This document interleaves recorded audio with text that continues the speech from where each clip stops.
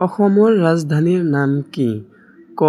দিছপুৰ, খ. শিলচৰ, গ. গুৱাহাটী, ঘ. যোৰহাট। ইয়াৰ শুদ্ধ উত্তৰটো হ'ব দিছপুৰ। অসমৰ ৰাজ্যিক নৃত্যৰ নাম কি? ইয়াৰ শুদ্ধ উত্তৰ হ'ব অপচন গ. বিহু। অসমৰ প্ৰথম মুখ্যমন্ত্ৰী কোন আছিল? ইয়াৰ উত্তৰ হ'ব ক. গোপীনাথ বৰদলৈ। অসমত মুঠ কিমানটা লোকসভাৰ সমষ্টি আছে?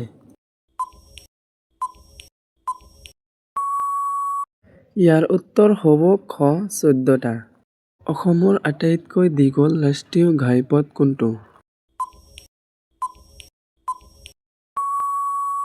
ইয়াৰ উত্তৰ হ'ব গ. NH-37। গতিকে ডিয়াৰ ষ্টুডেণ্ট, ভিডিঅ'টো ভাল লাগিলে চেনেলটো ছাবস্ক্ৰাইব কৰি ৰাখিবা। ধন্যবাদ।